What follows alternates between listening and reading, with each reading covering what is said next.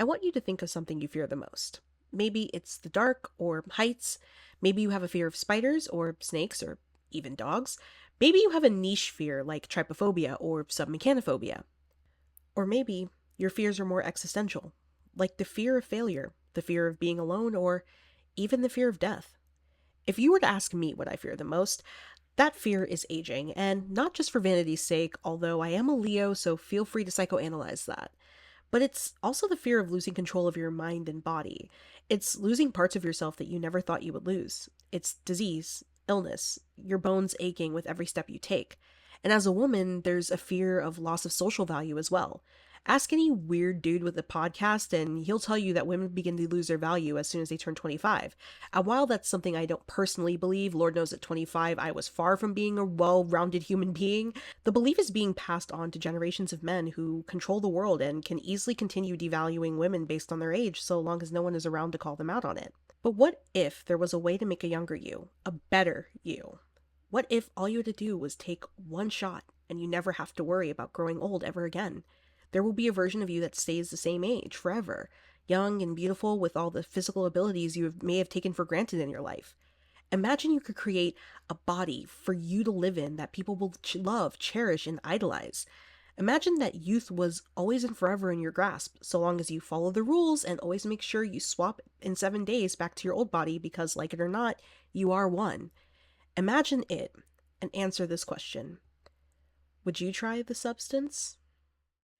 Before we get into today's special review, welcome to my channel. If you're new here, hi, my name is Shay. I make content about horror movies, TV shows, video games, and theme parks because I live in Central Florida, and I feel like it would be a crime not to. If you're not new here, welcome back. And before we get even further into that, please feel free to like this video, subscribe to the channel, leave a comment down below because that helps me know that you liked what you just watched. Thank you in advance because what we're about to talk about is a movie I am so passionate about that I want everyone, man, woman, or otherwise, to watch it. So, this will probably be a touch preachy once we get into the review section of it, and maybe even a bit heavy at times. This will also probably be another long video because I yap too much about things already, and I know I have a lot to say about this movie. If you are not new to my channel, you know that I am a certified yapper, and most of my videos are 50 minutes to an hour. I will try to keep this one brief, but no promises. Also, this will be a spoiler-filled review because I am going to go over the entire plot of the movie just because this movie is a little bit inaccessible. Not really, but I know a lot of people are not familiar with the streaming service it's on, and I want to make sure I hit the most important, the meat and potatoes of this plot. So if you do want to watch this movie, and I 100% think you should watch it on your own, feel free to skip this video and come back once you've watched it. Now, without further ado, pull on your spandex, do some stretches, and get ready to pump it up with me as we embark on another creepy critique.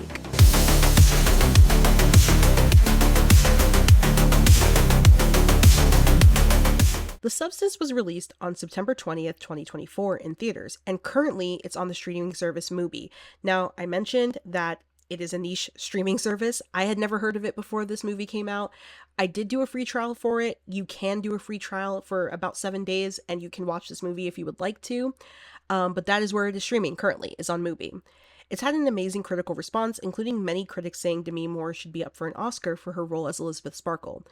It has a 7.4 out of 10 on IMDb and a 90% on Rotten Tomatoes. The synopsis is as follows. Elizabeth Sparkle, renowned for an aerobics show, faces a devastating blow on her 50th birthday as her boss fires her. Amid her distress, a laboratory offers her a substance which promises to transform her into an enhanced version of herself. So the movie stars Demi Moore as Elizabeth Sparkle, as I mentioned earlier, Margaret Qualley as Elizabeth's younger doppelganger, Sue, and Dennis Quaid as Elizabeth's scummy boss, Harvey. It was written and directed by Coralie Farge, I looked up how to pronounce that, I hope I did it right, who would be best known for her critically acclaimed 2017 movie, Revenge, which I haven't seen, and given the subject matter, I probably won't be watching anytime soon. But Coralie's films seem to be well received, and The Substance is no exception. But what exactly is The Substance? That synopsis is incredibly vague and simple compared to how deep this movie is. So what is it about this movie that has made a lot of horror fans dub it one of the best films of 2024? Well, In order to understand it, we're going to have to talk about the entire film. So here we go. If you don't want to be spoiled, this is the part where I would advise you exit and come back when you've watched it on Mubi.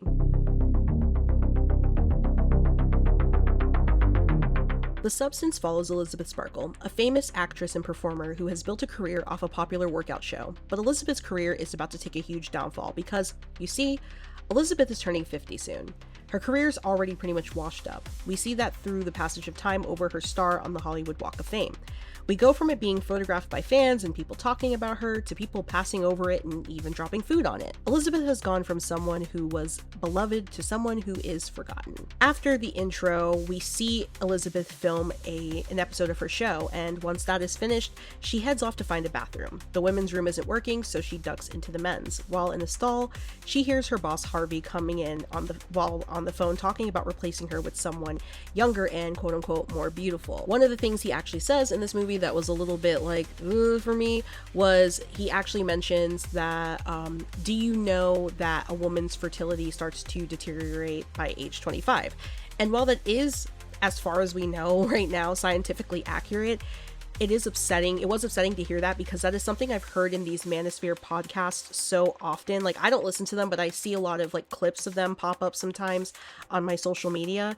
And it's very upsetting to me to see people diminish women to their physical capabilities. And once they turn 25, pretty much it's like, oh, you're washed up. There's no reason for anybody to want anything to do with you because you can't have kids anymore. So when he said that, it was kind of like an immediate like pang of disgust that just hit me. Because like I said, this is a rhetoric for the last, maybe I'd say 5 years that I've heard spread on the internet a lot by a lot of men. And it disgusts me personally. It disgusts me. I hate that. Elizabeth realizes that her time is up. She is officially too old to be a star the way that she was before. As she leaves the bathroom, she does run into an old classmate of hers who still finds her as beautiful as ever and wants to go out with her sometime. Elizabeth is put off by this, but she takes his number anyways because of course she does. He's a man. She doesn't want to say no. So now the next scene is probably the grossest, and that's saying a lot in a movie featuring excessive amounts of body horror. Now, I had to pause to talk about this. I couldn't wait till I get to the actual review portion. So I don't know if you guys know anything about Foley artists. If you don't know what a Foley artist is, I'm here to explain it to you as best as I can. I may not be entirely 110% accurate in my explanation. I'm going based off of what I've learned because I actually learned about this when I was in college. So have you ever watched a movie and seen let's say a fight scene and you hear a lot of bones crunching and thuds landing and you're thinking, maybe not even really thinking this, but you're kind of wondering how they got all of that noise in such a confined space or whatever. Oftentimes the noises that you hear in movies are literally done in post by a Foley artist. So if you hear something like glass breaking, you hear something even vomiting sometimes is actually done by a Foley artist. Depending on not every movie, but a lot of movies do that. They use Foley artists to create sounds for the landscaping, for physical actions. Whoever the Foley artist was in this film deserves an Oscar because the sounds in this film are so much more disgusting than the imagery in this film. If there was no sound and you just watched this movie with none of the gross sound effects, it probably wouldn't be as stomach churning as it is. But having the sound effects and them being so raw is so disgusting. I would say the best example of a Foley artist that maybe horror fans know about is in Evil Dead Rise. There's a scene where the mom bites a man's eye out, and Bruce Campbell actually did the Foley artistry on that one where he bit an apple and they used that sound as the bite for that scene. It was actually a really fascinating career. I learned how to do it when I was in college, Foley artistry, and it was something I considered actually going into, was learning how to do that and maybe potentially making a career out of that, because I thought it was so cool to make the sound effects yourself, use real stuff around your house and just make the sound effects for a certain scene. So I thought that was really cool. I just wanted to give a shout out to whoever did the Foley artistry in this movie because you killed it, and especially in this scene, because during this scene Harvey is actually firing Elizabeth over lunch, except this lunch is horrendous. We get close-up shots of Harvey eating with all the noises one comes to expect from that. He's eating shrimp or something, so he's like pulling the shells off, so you hear the shells coming off, and then you hear him chewing, and there's like close-up with the food in his mouth. It is disgusting. I really hope you don't have misophonia, because you'll probably be in agony during the scene the way I was. After she's fired, Elizabeth is driving home when she sees them removing her billboard and gets into a pretty nasty car accident. Somehow, she survives the accident unscathed, despite it looking like an accident that should have left her at best paralyzed and at worst dead. While at the hospital, Elizabeth breaks down into tears when the doctor wishes her a happy birthday, feeling inadequate because of her age and having lost her career. After the doctor leaves, a rather suspicious nurse starts pinching the area around Elizabeth's spinal cord and mentions that she's the perfect candidate. Then he gives her a flash drive marked The Substance. Elizabeth goes home to watch the ad for it, and to be honest, the ad is very vague. There are a few simple steps. Activate only once, remember that, that's very important, that will come back later. Stabilize, and switch every 7 days. It doesn't really explain what it does or how you create a better version of yourself. It also lets us know a very, very important mantra, one that you should remember this entire video as we speak. Remember, you are one. Elizabeth is immediately not interested and throws the flash drive out, but after a night out drinking and lamenting in her sadness over her life changes, she reconsiders and contacts the company to get the substance. In the next scene, we see Elizabeth preparing in the bathroom to take the substance, and I love this scene because of the way it's done. Elizabeth is naked because of the nature of how this transformation is about to happen, but the way she's viewed in this scene is, I think, how a lot of women tend to view themselves. It's not sexualized in a lot of ways. She's completely bare. She's completely bare, but it's more raw, more realistic. Like, we focus on what her quote unquote flaws like would be. Her butt isn't like perfect. Her breasts sag. Her skin looks washed out under the fluorescence of her bathroom. She has wrinkles and fine lines, all things that women are taught not to have, but you can't avoid as age catches up to us. And the entire time, Elizabeth looks over her body with disgust and disdain. Without there being any dialogue or voiceovers, you can tell exactly what this woman is thinking. You can see how much she despises her aging body despite being unable to stop the sands of time from taking her. After a few minutes of introspection and self-loathing, Elizabeth decides it's time to take the substance. She reads the very straightforward and simple instructions and prepares to birth a new version of herself.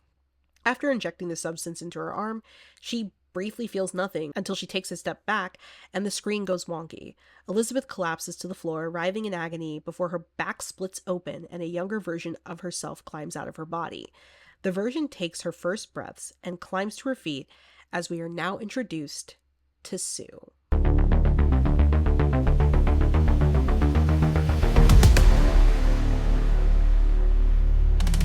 Elizabeth inspects herself in the mirror in this new and younger body. We see her nude body now as the pinnacle of female youth and beauty.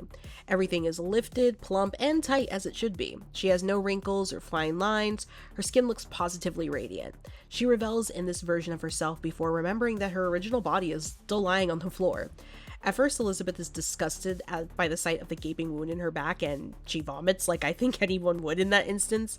But then she realizes she has to tend to the wound herself, because obviously, who else is going to handle this situation but her? So she sews her own back up as best as she can before inserting the food supply into the other body. After that, she realizes she has to stabilize this body before going on with her day and extract spinal fluid from her original body, injecting it into the new body before getting ready to go out and start her new life. The first thing Elizabeth decides to do is go and get her old job back. She heads to an audition for the aerobics show, introducing herself as Sue because she obviously can't use her actual name. She pretty much nails the audition because Harvey finds her absolutely stunning and is hired to be the host of a new show called Pump It Up. Because of the rule that she has to switch every other week with the host body, she comes up with a lie that she has to leave town to take care of her mother during those weeks, and because she's so beautiful, Harvey is willing to do whatever he can to get her on the show. I guess pretty privilege does exist. We see Sue prepping for the new show, including filming a segment for it that felt more like a pop music video than an aerobics tape. There was a lot of ass being thrown, that's all I can say. Everyone is doting on Sue. We see her changing her apartment up to fit her new personality, including getting rid of a lot of Elizabeth's clothes to put on new skimpy outfits in the closet. But eventually, the day comes where she does have to switch bodies.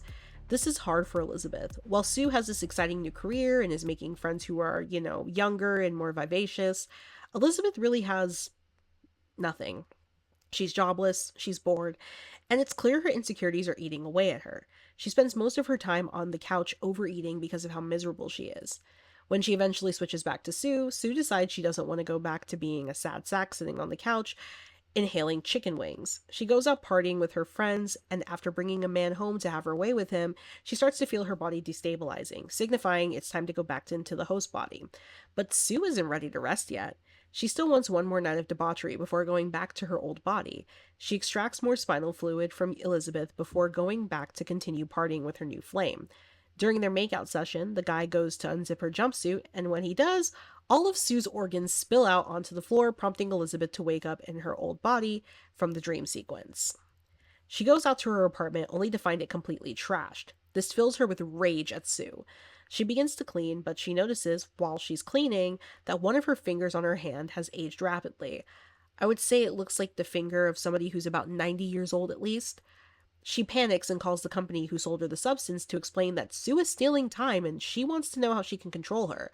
The company explains that there's nothing they can do. Elizabeth is forgetting a very important rule.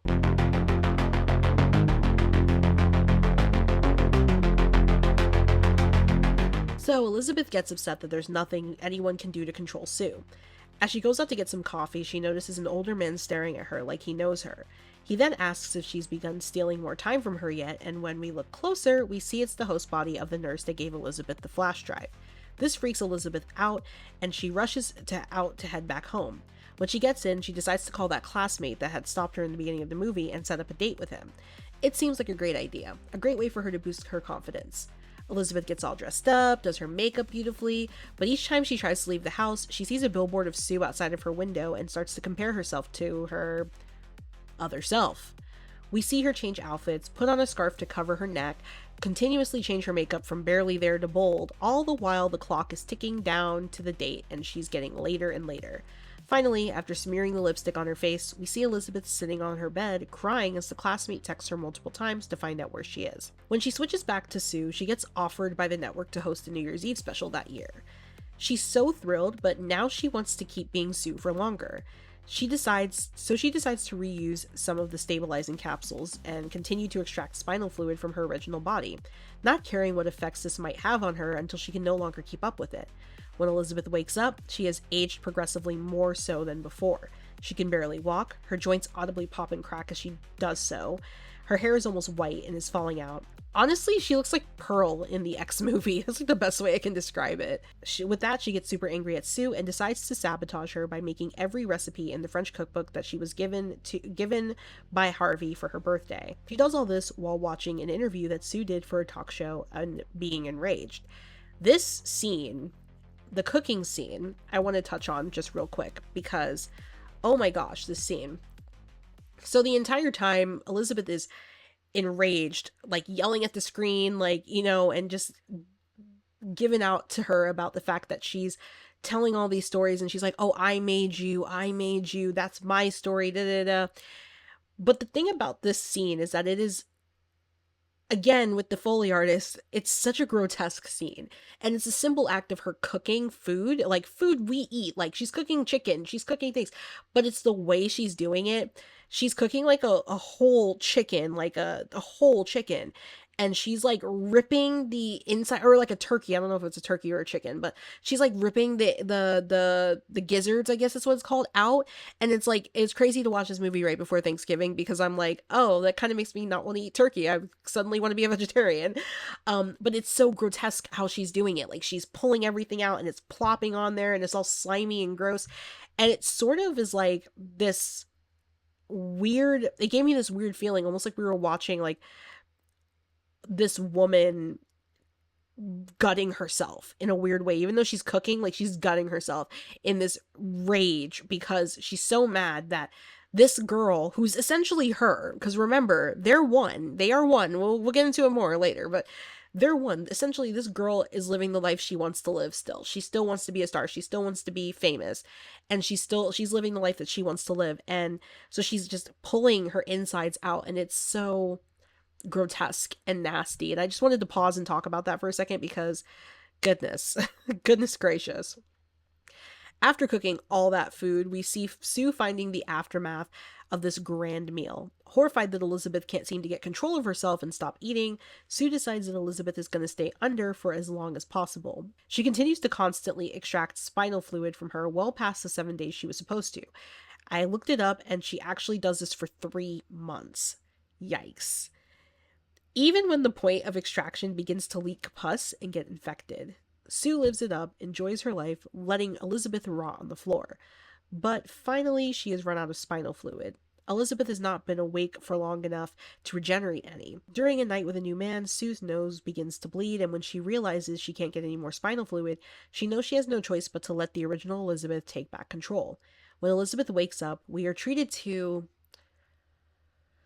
I shouldn't say a horrifying sight. Getting old shouldn't be horrifying, but I can't lie and say I didn't audibly gasp when we saw her. Remember, this woman at the beginning of the movie was only 50 years old. She was only 50 years old when she started this process, and she has been 50 years old this entire time. So the way she looks in conjunction to her age, I'll describe it to you. She is unable to stand up straight, has a hump on her back. She has barely any hair. Her breasts are incredibly saggy. Like, I can't even describe the makeup artist like killed it with this. It's just, they're so saggy. She's also very, very bony. Like, it looks like it's hard for her to walk. All the fat and muscle in her body is like almost completely gone. It's grotesque, despite me having to remind myself that some people do look this way when they age. But I think the grotesqueness comes from how jarring of a change it is, considering that she is still only 50 years old, and this is probably the body of somebody who's well into their 80s and 90s. After kicking the man that Sue was with out of the house, Elizabeth calls the company and tells them she wants to terminate the program. They tell her she can, but it won't reverse the effects of the rapid aging she's experienced. Elizabeth at this point doesn't care. She just wants Sue gone. Once she gets confirmation that her package has arrived, she rushes off to get it and comes back with the termination product. She drags Sue's body out of the bathroom and starts to inject her with it, but as she watches the blood leaving Sue's nose, she realizes she doesn't want to kill her. She can't. As she states, Sue is everything about herself that she loves and she needs because she hates herself. She tries to resuscitate Sue and it works, but now both the host body and the new body are awake at the same time. One is weak and feeble, and the other is young and agile, and the younger one is pissed. They engage in a bloody battle where Sue comes out on top and actually kills Elizabeth. After that brutal attack, Sue gets ready to go to the New Year's Eve show, but when she gets there, she starts having a coughing fit. As she rushes to the bathroom, we witness in horror as Sue's teeth begin to fall out of her mouth easily. As she rushes to an elevator so she can head home, and her fingernail breaks off entirely. I am pretty good with gore, and even in this movie there were some parts where, like, it was mostly the sound that made me cringe, but I could handle like the actual visuals. This part gave me the ick. This whole part, the close-up shots of her pulling her teeth out of her mouth,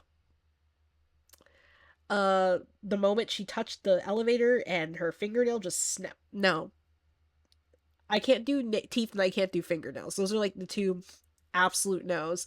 I will start to feel nauseated. So that definitely, and I knew it was coming because somebody on TikTok had said that was in there, so I knew it was coming. Once Sue gets home, she rushes into the bathroom and goes to inject the remaining activator she still had in her medicine cabinet.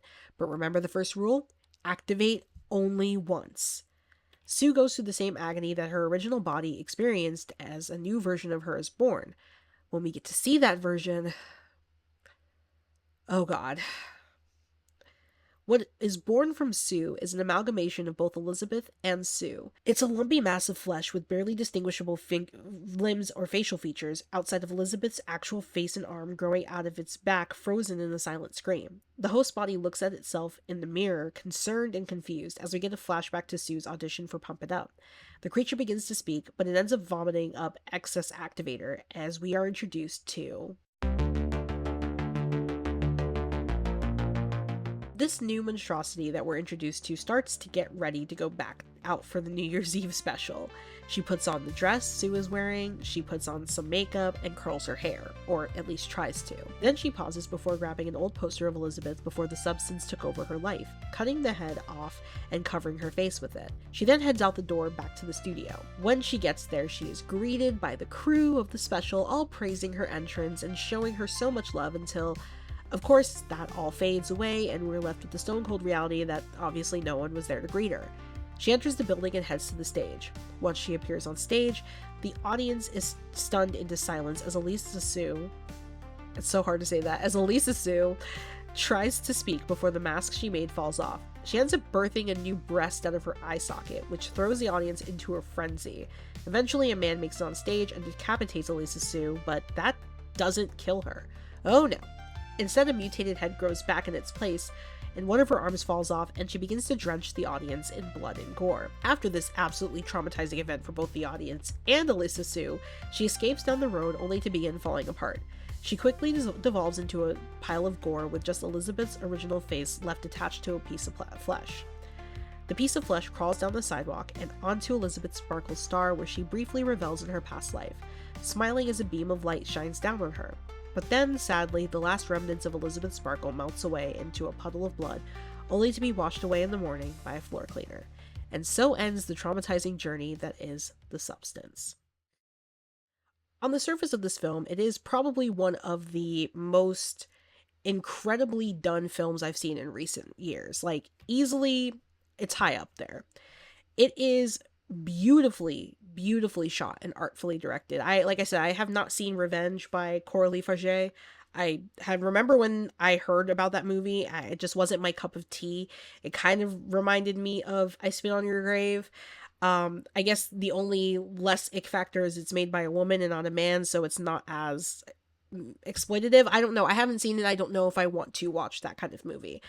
But this movie was beautifully directed and just amazingly shot.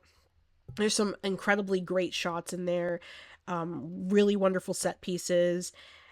Even the way that certain things are shot where you would almost feel like it's for the male gaze, but at the same time, there's still a little bit of like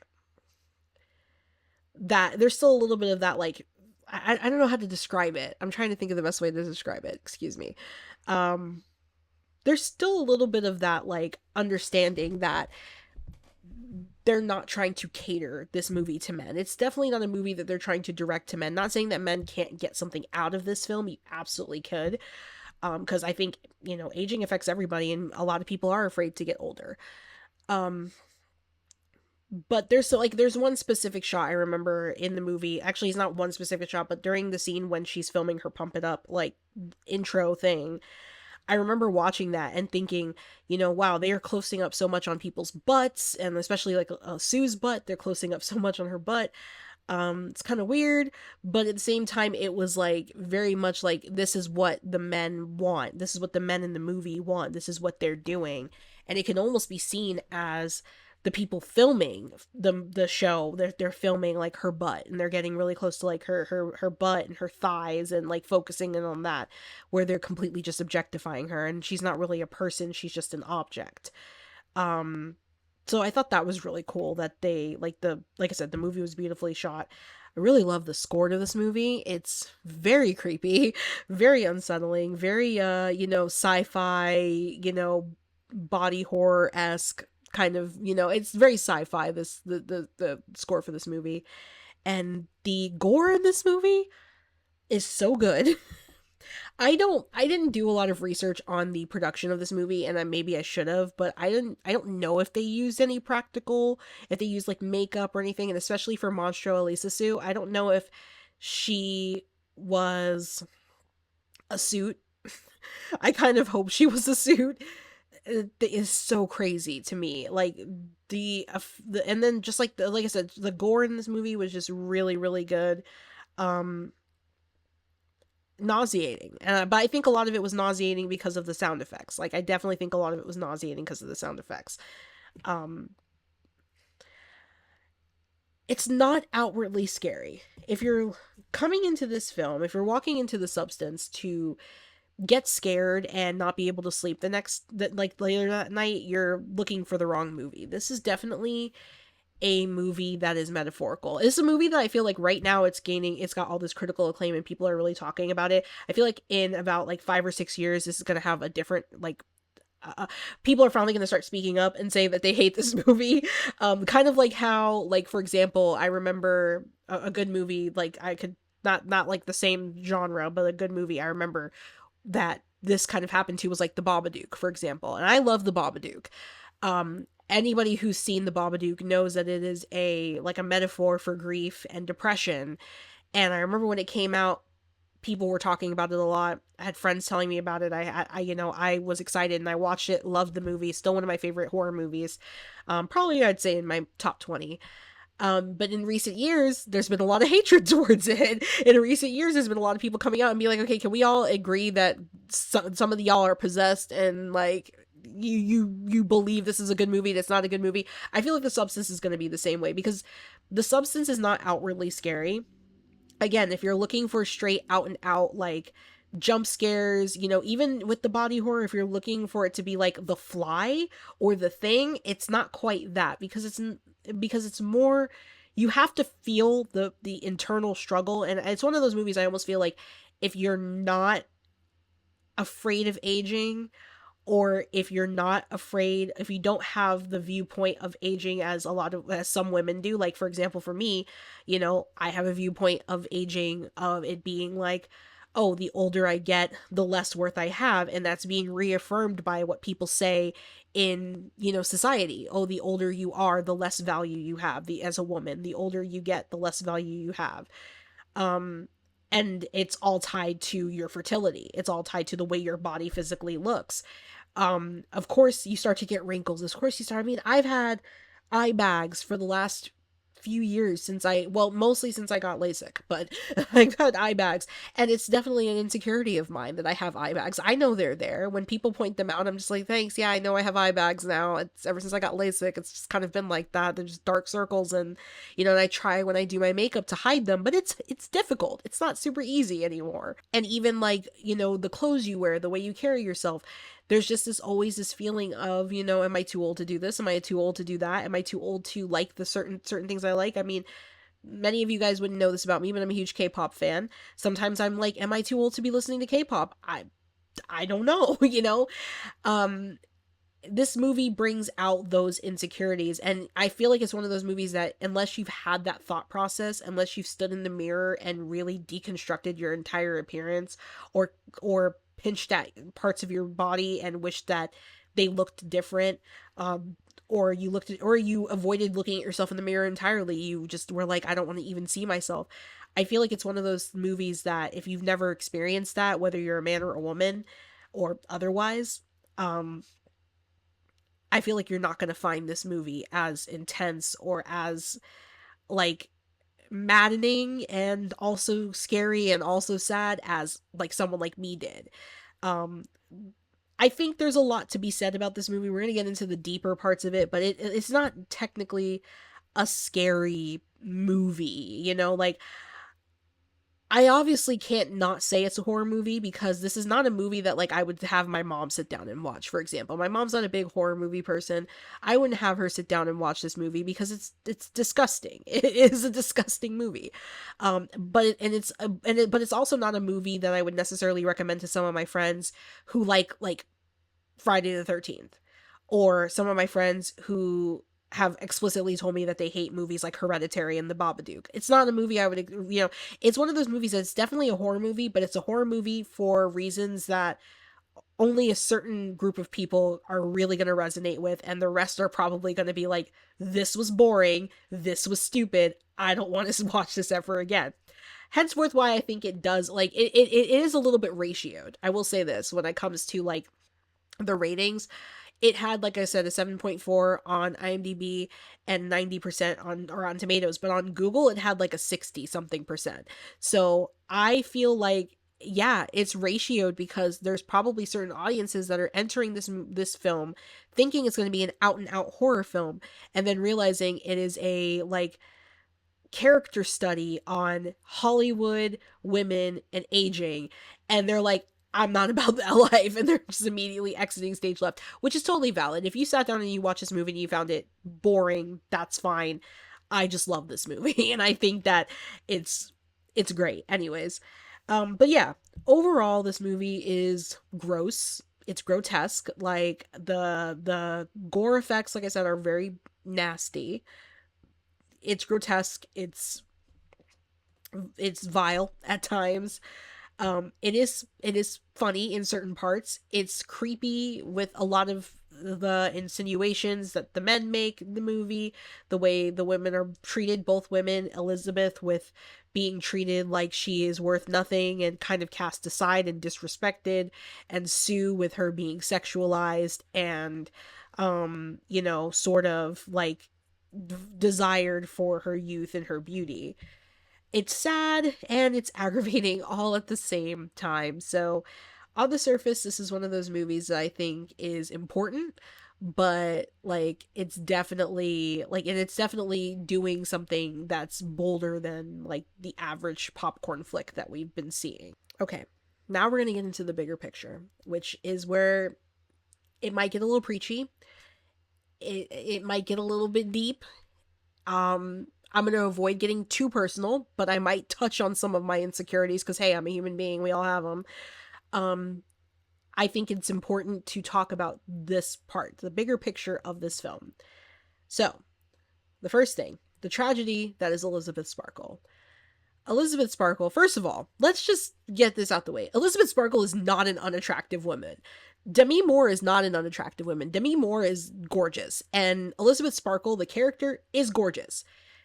Even when she is quote unquote at her worst, like in certain points in the movie before she starts like rapidly aging, she is gorgeous. Like, she looks better than most of us look on our best days. It is insane to me. It is beyond like comprehension to me that there are people in this film, in this film verse, in the for that work for the show that think that she is not attractive enough to pull an audience. Now there are other factors to this. She was, a star before. She's been a star for a long time. Yeah, as you get older, your demographic starts to not really pay as much attention to you, and the younger demographic isn't going to pay attention to you because they're kids and you're an adult and they're just like they don't care. Um she probably would have done numbers on TikTok, honestly, but that's a different story. But the thing is, it's like, yeah, she was her number was up, but she could have done something else. She could have switched to a different niche. She got really good at cooking. She could have like written a cookbook. She could have gotten a cooking show. Like, it would have been nice. Maybe something to be in conjunction with her healthy lifestyle that she was promoting with her aerobics show. She could have done like healthy cooking, healthy living, nutrition, things like that, and made good money. I mean, people don't really care about how you look if you're a chef. Guy Fieri is a great example of that. Martha Stewart's been in the game and she does like crafting and stuff. Like, she could have become like a next Martha Stewart. Elizabeth Sparkle. Could you imagine Sparkle Crafts? Oh my god, I would buy those. It would be so cool. Sparkle Crafts. And she could use her her knowledge and her prior life as an aerobics instructor to do that. There were opportunities that could have happened had she not gotten sucked into the toxic world of Hollywood's beauty standards. There's also something to be said a little bit for addiction here. It's very clear that Elizabeth is addicted to being Sue. And though Sue is a living, breathing entity, it's kind of a really good metaphor for like drug addiction or substance addiction, I should say. Substance, yeah, that's the name of the movie. Substance addiction. It's a really good like metaphor for that. I don't know if it was supposed to be that. I know a lot of people think this movie is about Ozempic, and Coralie Farge had actually come out and said that like, yeah, that can be applied to it too, but it's mostly about like the shitty beauty standards in Hollywood and the way they treat women and how women respond to it. And Ozempic is part of that. But I definitely think I got the vibe that Elizabeth was addicted to being Sue. Although there was this disconnect, and we'll talk about it in a second, but there was this disconnect between Elizabeth and Sue.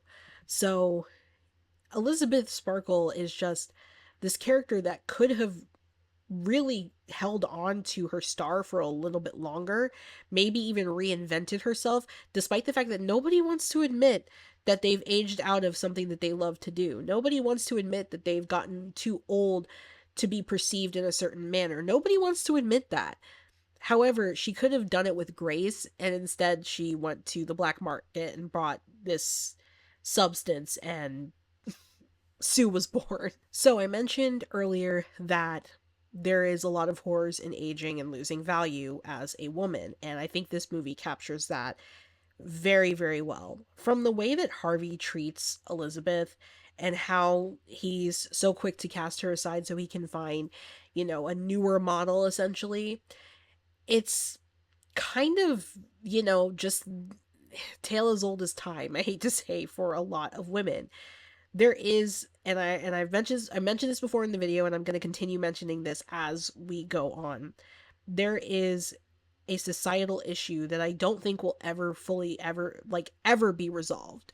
And unfortunately is just going to get worse before it gets better because of Manosphere podcast, because younger generations of men are being exposed to this thought process that think that women have only have value when they are young. And it's crazy to me because I listen to these men talk about women only having value up to age 25, and even like beyond that, even like going up to that age is like pushing it. It's like they really want you between 18 and 21. They really want to catch you between those 4 years. And I think about when I was that age, and I can't imagine, like, I see women who got married at age 18 or age 19. I'm like, how do you feel like you were mature enough to handle that? Because I think back to when I was 18, and I cannot imagine being somebody's wife, let alone somebody's mom.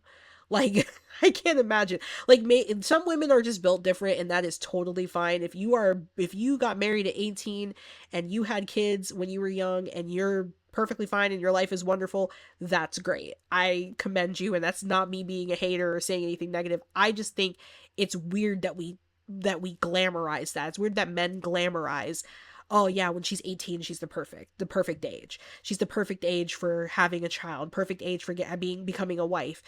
And the only thing I think of is because they're moldable.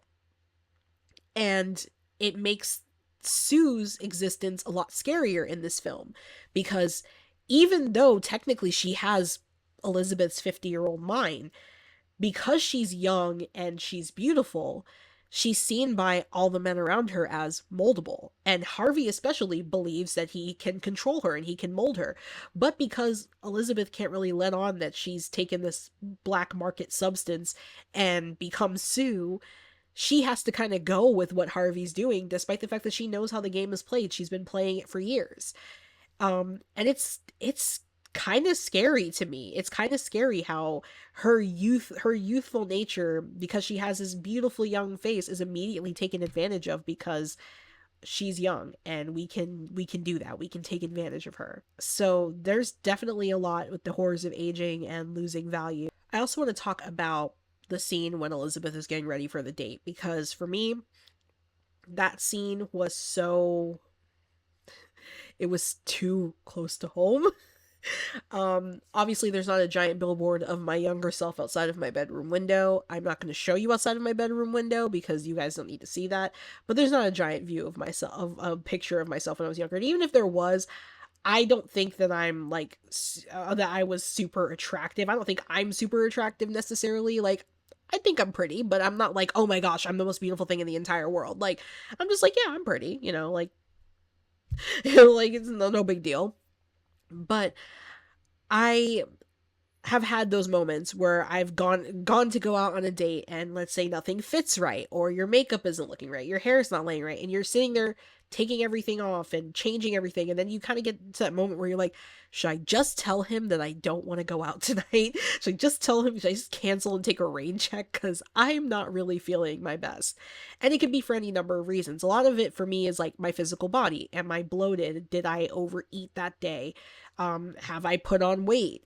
Things like that. And I look at myself in the mirror and I'm like, oh my gosh, all my clothes don't fit properly, and now I'm gonna go on this date. The scene when Elizabeth goes to get ready for this date, the frustration that you see that starts to mount in Elizabeth through each cycle of her getting dressed, getting ready, liking her outfit, liking her makeup, really, really, in like, going, okay, okay, yeah, yeah, everything looks great, everything looks great, everything looks great. Putting her coat on, grabbing her bag, and then turning to head towards the door and catching a glimpse of that giant billboard of Sue and just kind of being like, no.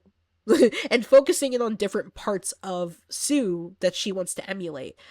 When she realizes that she has like the I don't know how you would say it, but like the wrinkles on the neck. She doesn't really have wrinkles. I don't know how to say it. I don't know what it is, but like her neck looks aged. I guess is the best way to say it. Her neck looks aged. She grabs a scarf and she tries to cover that up. She catches a glimpse of herself in the doorknob, and first of all, that scene kind of made me laugh. Part kind of made me laugh when she catches the glimpse of herself in the doorknob, because I'm like, of course you look goofy in the doorknob. It's round.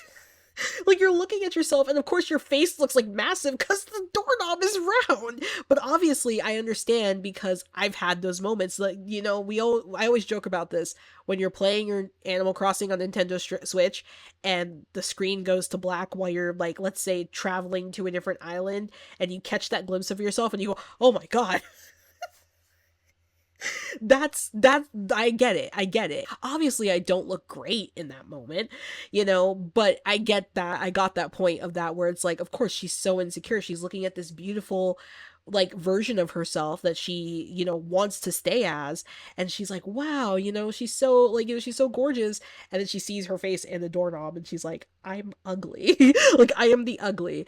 And it leads to that scene where she finally, like, I'm sure you've seen it in the trailer, where she, like, smears the lipstick on her face and she's just trying to wipe all the makeup off. She's pissed off because she can't find the confidence, the comfort. And that part made me so sad, because this guy, I mean, we don't know if he was really a nice guy or not, but he seemed really nice. He seemed lovely, and like, he seemed to like her, and who knows, maybe he was a jerk, but like, she could have gone out on a date and she could have had something worth clinging to that would have separated her from Sue, that would have made her actual existence as 50-year-old Elizabeth enjoyable, more so than sitting in the house watching TV and just stuffing her face. So yeah, no, that's one of my favorite scenes in the movie, honestly, but it's so sad at the same time. And this leads me into my next point about the deep hatred that is instilled in women, for their own appearances, especially as we get older and as we age. I'm going to talk a little bit later about the commercialization of youth and anti-aging, which, I mean, I've bought into it at times, but we'll talk about that a little bit later. um I feel like we as women are conditioned to hate ourselves once we reach a certain age. And even before then, I think we're conditioned from the time we're born to never feel like we are pretty enough. We could be the most beautiful woman in the world, and there's always going to be this deep seated, like, hatred in the back of our minds towards what we look like in the mirror. What other people are seeing outwards may not translate to what we see when we look at ourselves. I've always heard people say, like, you don't like the way you look because you're not your own type. And I do agree with that, but I also think there's a societal thing about it, where I do fully believe that because we're conditioned to see a certain beauty standard on TV, because we're conditioned to try to reach a certain beauty standard from the time that we're old enough to really, like, move through the world on our own, um I think that does affect, I think that, or not, I know that affects our psyche, and it affects how we operate. And I think that's what this movie highlights, is, for me personally, is that Elizabeth Sparkle's character has such a deep-seated hatred for how she looks, how she carries herself, the person that she is. And that comes from the devaluation of men, how the men around her have devalued her. On top of that, Hollywood is just a Shark Tank when it comes to women. I mean, we've had a lot of things being exposed this year about Hollywood, and I don't want to go too deep into them because they're dark. And even though we talk about horror on this channel, we don't talk about that kind of horror on this channel. And I'm not laughing because that stuff is funny. I'm laughing because that's too scary. That's, like, too scary. It's too far for me. My main thing is, that there's been a lot of stuff that's come out about Hollywood. Stuff that I feel like we shouldn't be surprised about. We should have already known this, but it's really kind of rocking people's shit the last few months that it's been coming out. And finding out that so many people are involved in so many different things. It's a mess. It's a shit show. But the horrors of being a woman in Hollywood or a woman in the entertainment industry, you are valued by how you look, and not just how you look physically, like not just like, well, how you look physically, but like how you present yourself. You are valued by how you present yourself. A great story for this, not too deep or heavy of a story, but at one point in my life, I auditioned for the show The Voice. And if you know the show The Voice, it's like American Idol, basically. But I auditioned for the show The Voice. I did not get to the actual auditions that you see on TV. I auditioned and I was behind the scenes and like did the producer auditions that happened. And I literally, the room that I was in, pretty much every single person, actually every single person got told no. Why? Because none of us had the look. None of us had the look. And looking back on my audition, I'm thinking to myself, what the hell was I wearing? I was wearing a ratty, like knotted up red wig that looked so bad, like ratty. It was a red highlighted wig, and I had brushed through that thing as many times. I used to perform in a cover band, so I would wear that when I performed, so it had been matted with sweat. It wasn't real hair, I mean, this is real hair. This is not my real hair, but this is real hair. I can wear this and it can get wet and sweaty and I can just wash it, and then it's back to this size again. I'm sure in a few videos you guys have seen it, and it's been pretty puffy. That's when it's usually been like in the rain or something. But like, this is real hair. I can wash this. That wig I wore for that audition was not real hair. It was so ratty. It was like I had flyaways like crazy. And then because it was cold where I was auditioning, I was in this massive coat. I did not take it off. I don't know what the outfit was I was wearing. All I know is it was incredibly early 2010s. If you have ever seen early 2010s fashion, oh my god, it's embarrassing. I had no sense of style. I had no sense of direction. And I picked a song that necessarily wasn't the best to show off my voice and my style. I kind of picked it on the fly because I had picked something else before, and then I realized that a lot of other people are going to be doing this song, so I picked something completely out of left field, and I regret doing that. But again, it's all about the look. You have to have the look. You have to be what they want to see. It's not necessarily about your personality or whether you really have talent. I mean, how many times have you watched a talent show on like TV, like an American Idol, and wondered how some of these people have made it onto the show when they barely have any talent at all? Because they're pretty, because they're handsome, because they're somewhat attractive, and they have something that's marketable. The best example of this, even though they redeemed themselves in later in life, for me, was One Direction. One Direction solely was put together because they were 5 cute guys. None of them were really all that talented. With years of practice and training, they got better. And they became what they are today. I mean, they're not together anymore, but they became what they are today. Harry Styles is one of the biggest pop stars in the world. Zayn Malik has a great career. Rest in peace, Liam Payne. Louis Tomlinson, he's doing his thing. Him and Niall are a little bit more like understated, but they were solely put together because they were 5 attractive boys. And Simon Cowell could see that was a marketing like maven, that girls were going to go nuts for that. And he was right. The whole entire K-pop industry, which I mentioned earlier, is, yes, you have to know how to dance. You have to, you have to know how to dance. You have to know how to sing. You have to know how to, or at least know how to rap. You have to be teachable in those things, but you don't have to be great at it. You just have to be good looking enough that they will put you on stage in front of people. There are a lot of idols I've seen make it big that I'm like, you should not have made it big. You have no talent. I mean, and let's not get started on people like the Kardashians, who have evaded aging by, doing a lot of plastic surgery, which I have nothing against plastic surgery. I think that's a personal choice, but they've evaded aging. Like, they look like they're frozen in time because they've gotten so much plastic surgery, and it has caused younger women, Hollywood and all of its craziness has caused younger women to start to think that way. Gen Z and Gen Alpha, mostly Gen Z, they're getting freaking Botox when they're in their early 20s. Why do you need Botox? You've got literally 10-year-olds going to Sephora and buying skincare, coming up with skincare routines. You're 10. The most skincare you should be doing is like washing your face and putting maybe some lotion on it. That should be the most skincare. You shouldn't be putting toner and retinol and all this stuff. Like, you don't need that stuff. You're 10. Your skin is going to stay young and bouncy at least until you're in your 30s. You're fine.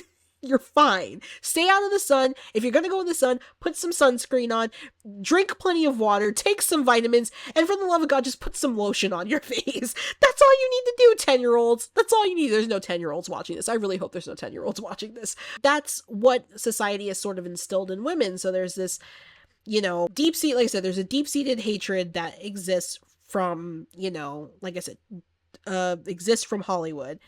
Moving into that, we're going to transition into the obsession with youth and commercialization of anti-aging that this movie does really well to sort of show off in a way. There's this obsession with commercialization of anti-aging, and a lot of other YouTubers have talked about it. I don't want to go too deep into that part of it because now we're veering off into like talking about influencers and stuff, and that's just a little bit crazy. But there is a huge commercialization of anti-aging and looking great.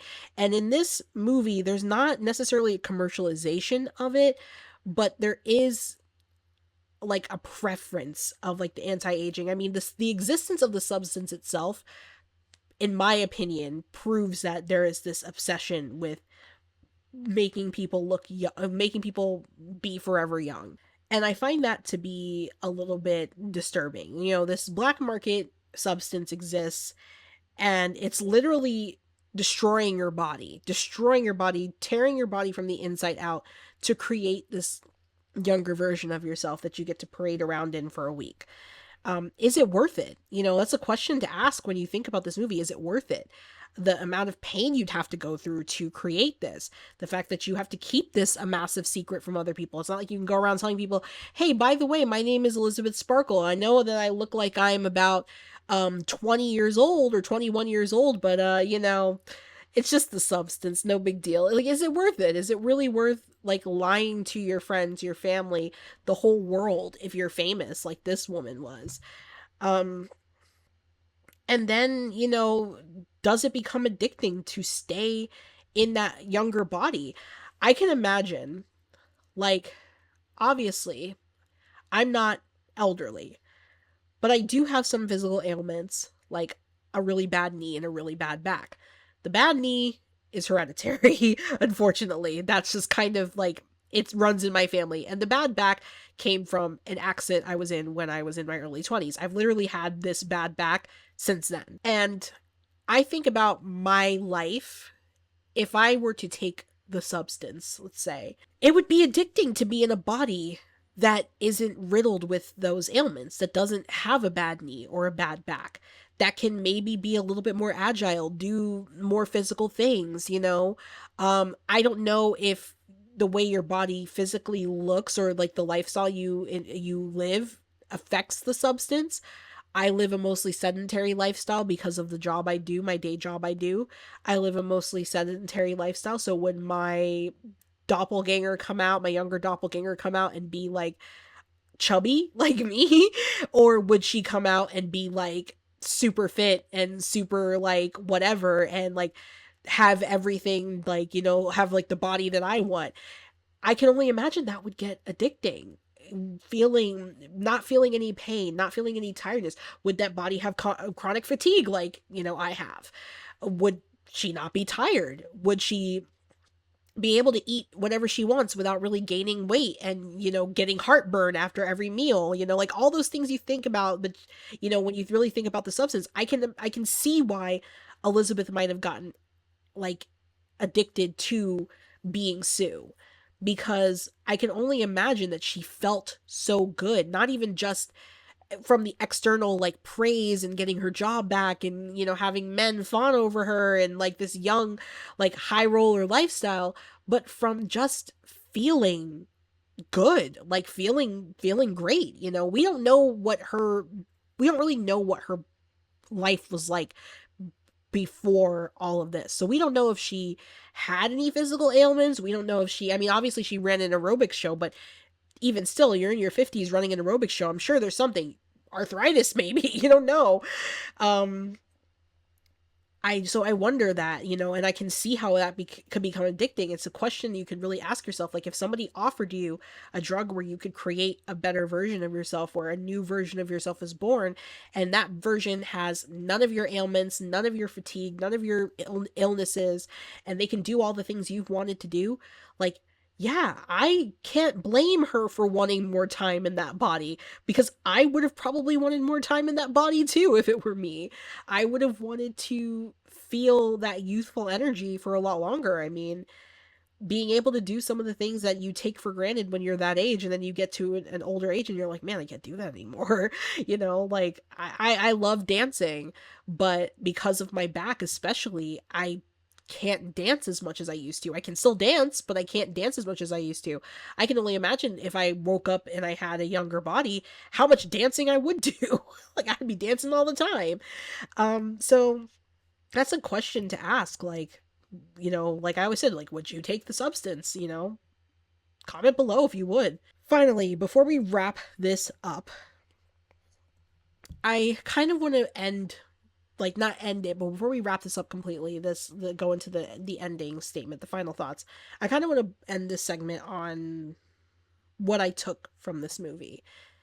And for me, it's embracing yourself as who you are. In a movie as sad and as heartbreaking as this, where we're literally watching a woman beat herself up at one point, literally beat herself up at one point because of the fact that she is not what she wants to be, I came away from the movie really just having this feeling in my heart of wanting to embrace myself more, wanting to love myself more, because it's so hard. I think for all humans, obviously I'm speaking from a feminine experience, so I cannot speak on what men experience, but I know men feel the effects of aging, even from a societal point of view, and I know that men feel the effects of aging just physically. Vin Diesel feels it too. Fun fact, I actually realized that guy that drives off randomly in the middle of the night, that plays that you guys hear that I call Vin Diesel, he has a Playboy sticker on his car. Who has Playboy stickers on their car in 2024? Playboy doesn't even exist anymore. Like, every time I see something about Playboy, it's always true crime related. I'm sorry, I just had to like point that out, because he has a Playboy sticker on his car. Weirdo behavior. But yeah, like, I feel like when I walked away from this movie, it made me want to love myself more, because as I get up there in age, I know I'm still young, but as I get up there in age, as every year the clock ticks and more stuff starts to happen to my body, and I start to notice, I mean, I found a gray hair the other day in my actual hair, and I had a little bit of an existential crisis. I was like, I cannot be going gray already. I am only 33, and I'm pretty sure most of my family didn't start growing gray until they were in their 40s. Oh my god, what the hell is happening? Um, as I started to have this existential crisis about getting older, um, I watched this movie and it made me kind of want to embrace as I get older. Because some people really don't realize how much of a blessing it is to get older, even as a woman, and especially as a woman. And especially as a woman in the eras that we are currently living in. Um, I have a feeling there are going to be a lot of people that don't get to see 50. Um, and that's sad. That's very sad when I think about it. Um, if I'm lucky enough to see 50, great. Great. I'm going to embrace every change that comes. And I'm also going to try to take better care of myself, so that as I get to those milestones in life, as I get to 35, 40, 45, 50, 55, 60, as I get to those milestones, maybe I have a little bit more time left in me to enjoy my life and not be plagued by so much pain and illness. The back problem is going to be there forever. Like I said, came from an accident. Knee problems probably going to be there forever. Like I said, came is hereditary. So, some people get passed on evil demonic witch curses and they're, from their family history. I get passed on bad knees. So, um that was a hereditary reference, by the way, Hail Pyman. Um but yeah, I want to embrace going forward, especially going into 2025, embrace getting older and aging and enjoying my life and enjoying the wisdom that I've learned throughout the years. Because I feel like the tragedy here with Elizabeth Sparkle is that she didn't make it in the end. The saddest part is that after she and Sue morphed into Monstro Elisa Sue, she just died. And she died with really nobody. And that's so heartbreaking. She didn't have friends or family or anybody around her. She melted into a puddle of gore and was cleaned off the sidewalk the next day. And it's really heartbreaking and sad that this woman who just wanted to be valued was swept away like a piece of garbage at the end of the day. Um, and I just hope that you guys, if you do watch this movie, you kind of take away maybe the same thing I took away, where you try to work harder to love yourself and take better care of yourself, because who wants to be swept away on the from the sidewalk like a piece of garbage at the end of the day. Yeah. Final thoughts of this movie. I'm sorry if you've noticed my nose is a little bit stuffy. My allergies have been really bad since I came home from Thanksgiving with my family. My throat's also been like super, super dry because of my allergies. So it's been fun trying to record this with my throat like drying out and me sipping tea and then my nose also clogging up. It's been fun. It's been real. I love cats, but I'm allergic to them at the same time. Doesn't stop me from cuddling them. Anyways, final thoughts about this movie. So, this is probably now my favorite my favorite horror movie of all time. And I know some of you are going to argue it's not a horror movie, it's not scary. It was scary to me, and it wasn't scary in a jump scary way. It wasn't scary like it gave me nightmares. It just made me think a lot about life and think a lot about what it means to get older and think about what it means to get older as a woman, which is something that I don't like facing.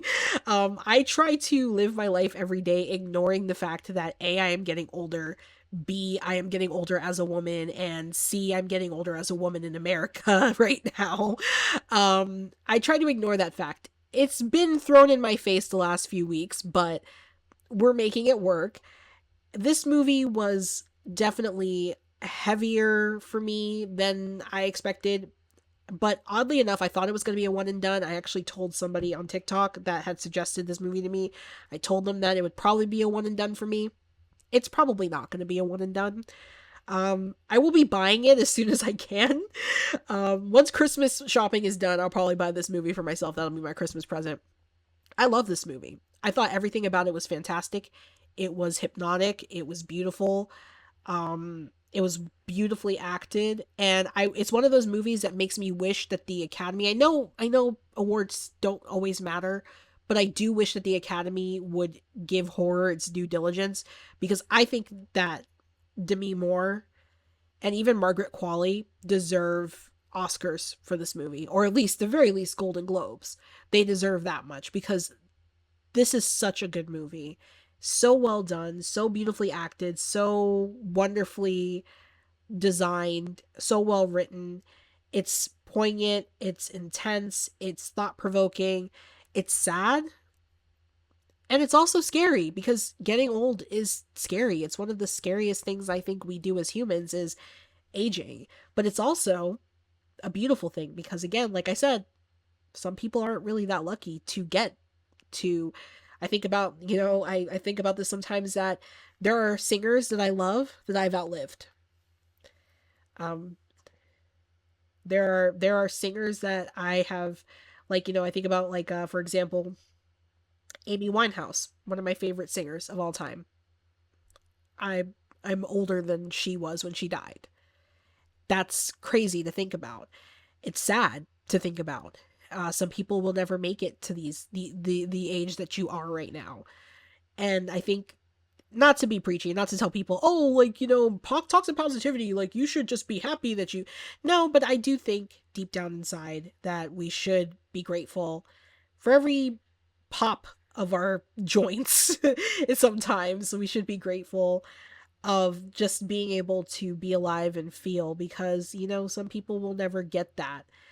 And if you watch this movie and you walked away with a completely different message, that's fine. But, and aging as a woman doesn't have to suck. I don't have to look in the mirror and pick my appearance apart. I can look in the mirror and tell myself, hey, you did the thing today. You got out of bed. That's all that matters.